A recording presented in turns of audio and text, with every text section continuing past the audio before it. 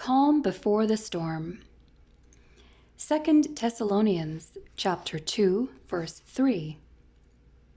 Let no one in any way deceive you, for it, the day of the Lord, will not come unless the apostasy comes first, and the man of lawlessness is revealed, the son of destruction. What does the apostasy mean? Thessalonica was a major seaport in Macedonia and a significant commercial and military center in the Roman Empire. When Paul wrote to the Christians there in the summer of AD 51, he did so because of their confusion regarding future events. They were undergoing persecution because of their faith, and they were being exposed to false teaching. As a result, some Christians there had come to equate their experiences with the prophesied events of the day of the Lord. Thinking they had missed Christ's return, they believed they didn't need to continue to be steadfast in their faith. Paul reassures readers that Jesus has not returned, and that although their persecution and suffering is intense, it is not part of the last days. In 2 Thessalonians 2:1, Paul reminds his readers of a future gathering together of Jesus Christ and Christians. This is a reference to the rapture of the church that Paul taught in his earlier letter to these same Christians. See 1 Thessalonians 4, verses 13 to 18.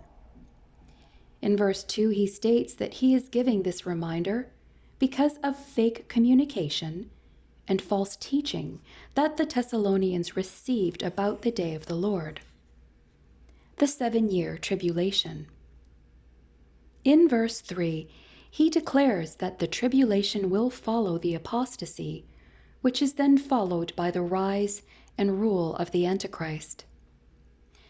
The main interpretive issue in the verse is the lexical meaning of apostasy in this context.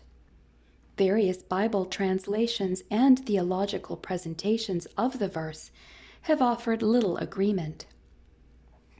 4 views have emerged through the centuries. 1. Apostasy is a reference to the Antichrist mentioned later in the verse. 2. Apostasy refers to a religious defection or falling away from the faith in the last days by either the professing church, the Jews in the tribulation, or non-Christians. 3. Apostasy refers to an active revolt or rebellion against God. Or 4. Apostasy refers to the rapture, that is, the departure of the church prior to the coming of the Antichrist and the tribulation. The last 3 views have been most accepted. Certainly elsewhere, the Bible clearly warns of a departure from the faith during the last days of the church. 7 major passages alert us against such spiritual desertion. 1 Timothy 4, verses 1 to 3. 2 Timothy 3, verses 1 to 5. 2 Timothy 4, verses 3 and 4. James 5, verses 1 to 8. 2 Peter 2. 2 Peter 3, verses 3 to 6. And Jude 1 to 25. In these passages, apostasy is clearly doctrinal defection, but it is within the semantic range of the word for it to mean a physical departure or rapture rather than metaphorical departure, such as rebellion or falling away. A definitive dogmatic interpretation in 2 Thessalonians 2:3 is unwise because neither view is conclusive. If the more common view of falling away or rebellion is understood, Paul is saying that doctrinal defection precedes the rise of the Antichrist, which is also confirmed from other verses.